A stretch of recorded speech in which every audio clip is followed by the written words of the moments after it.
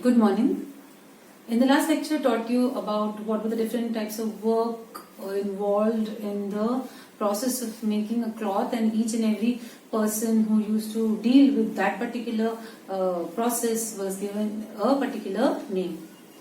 Now let's proceed further by seeing what was the effect on the Indian textiles, obviously, or because of all these happenings around. Do you think the Indian textile will be left untouched? No, it was not possible at all. Now, what happened in England when the Calico Act came into existence? Now, the import of the material from India, especially chintz, was banned, and the other material which was being imported, the people who were importing it had to pay heavy taxes, import duties on it. Now, because of this, many people, many tradesmen thought it's good enough not to buy goods from Indian textile industries. Now, this competition also was very tough. How to compete with the latest technology being used by the English people? Indians were facing a lot of trouble with the competition also, and they were losing hold over the European and the American markets. People had stopped giving them advances to make the order what they had placed. See, when you in business, when you give an order for somebody to make something, you need to pay something in advance. That raw material is actually purchased with the amount which you give as an advance, and then the person moves forward with his plan of action to produce those goods. But if you don't give advance only, then it would be very, very difficult for the person to carry on the trade. So the businessmen stopped giving advances also to the weavers. Now, by the end of 19th century, English textile had almost taken over Indian textile industry, almost, like they had overpowered the markets, and now their goods were being sold more when compared to Indian goods. So many weavers had suffered a lot of loss, and they could no longer continue with the same business what they were doing, that is making the cloth. Not only this, now they told the government to take action, but government did not heed their words. Now the worst scenario came when British started importing their goods in India. 2/3, I would say, 2/3 of Indian population was now wearing the cloth which was made by the British. In England, the cloth which was being made in the factories, 2/3 of our own population was wearing that particular cloth. Now, because of this, not only did the weavers get affected, the spinners also get affected. And I taught you in my last lecture, the spinners were the women who used to make a thread out of the yarn. Okay, that takli and charkha I had told you about. So they used to make a thread. Even they got affected very, very badly when Indian population itself did not wear the cloth which was made in India. No, but this kind of effect did not come on the handloom industry. Okay, handloom industry was not affected that much because there was a very good reasoning that all the things made by Indians were not to be copied by the British. They couldn't copy it only, and the kind of weaving patterns, the kind of thread work, the zari work on the saris, on the clothes, the kind of patterns they would make by weaving the thread, this couldn't be done by the machinery. And the people who were rich, not only rich people and the middle class people also, amongst them there was high demand for such handloom clothes. So that particular portion was untouched a little bit. They did get affected, but not as much as the weavers and the spinners got affected. The handloom industry they were very good at their jobs and they were exclusive. That is why the British couldn't copy their designs, and the pattern had to be done by a loom. Now also, it takes around, certain saris take around 45 days also to make one sari. That's why you pay a bomb to buy that sari, because that much of effort and hard work and time has been put in by the craftsmen. So the exquisite designs and all, were not to be matched by the British, nor they didn't know how to do it, so handloom industry was untouched. Moreover, the poor people used to wear rough cloths, like if they would wear muslin and silk and all, definitely if they would work, the kind of nature of job they had, that wouldn't be fitting that cloth wouldn't be fitting their lifestyle.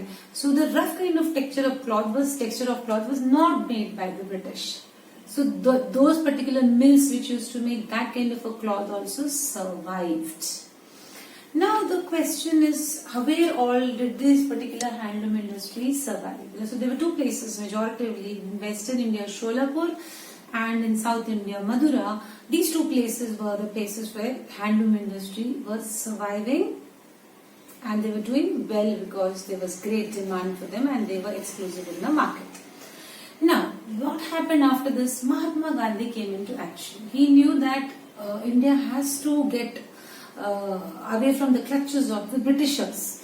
Now, what did Mahatma Gandhi do? He boycott the British goods. So he gave a call out that you need to boycott. Then is when the bonfires used to take place. The British textiles used to be brought on crossroads. They used to burn it, and then amongst people, he created an awareness that first you need to support your own economy to see to it that the Britishers don't overpower your country.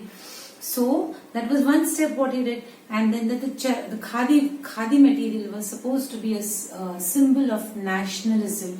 So if you loved your country, then you would wear khadi. That was the kind of spirit at that time which was actually developed by Mahatma Gandhi. Now charkha, he used to make his own. He used to spin his own yarn and thread. And charkha was a symbol which was actually taken up by the Indian National Congress even on its flag. So these kind of movements led to a downfall a little bit in the British demand of the cloth supply. Then if there was a decline in the Indian textiles, what did those people do? They had to do something or the other to eat food, to earn their livelihood, right? Those poor people worked as agricultural laborers somewhere. Some migrated to cities in the search of work. Some got jobs in the in the textile mills only, like you had in Calcutta and all. You had in Ahmedabad. You had all these places, textile mills over there, where people went and worked over there. Some went to Africa to work in the plantations over there. So the weavers and the spinners were the worst affected because of all this. And they did procure jobs for themselves, petty jobs, not as good as they had earlier, self-business of their own. Not that kind of a grip, but yes, they did manage to work somehow and earn their livelihood. Well, where weavers and spinners were facing so many difficulties, there was progress also in the city, in our country, that in Bombay, industries were being set up. Like the first industry, or the cloth mill, was set up in the year 1854. Now, why Bombay? There were two reasons. Firstly, western part of India has got black soil which is apt for growing cotton. So the western part of India is the leading producer of cotton. So the availability of cotton was more. Moreover, Bombay was a port city, and from there exporting the cotton, the basic cotton material to China and England was easy. So the first cotton mill was set up in Bombay. Over a period of few years, 84 around the mills 84 more mills were established in that area. Now, when the mills were established, the basic advantage which was given was to the people who had lost their occupation when all these things were happening. Those were the weavers and the spinners. So they definitely got jobs over there where they could revive and earn their livelihood.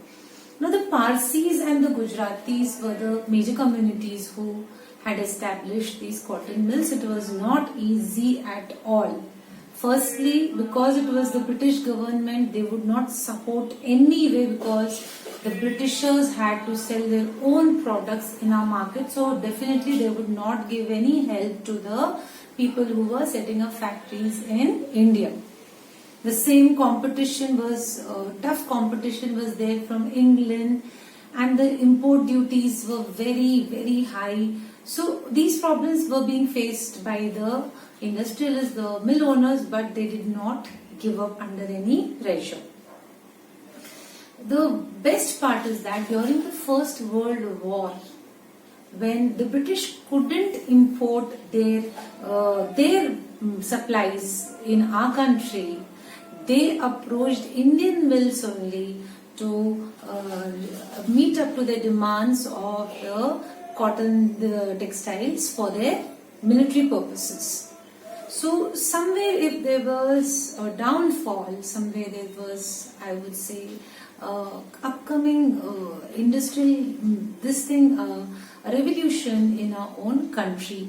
So we were on one hand, definitely we were inclined towards the British goods, but on the other hand, we were self-sufficient as well. We were producing our own material as well. So part of the industrialization's effect could be seen in our own country. So that was the effect on the weavers and the factory owners. The next one I will be teaching about the metals and all. In the next lecture I will be teaching you that. Thank you.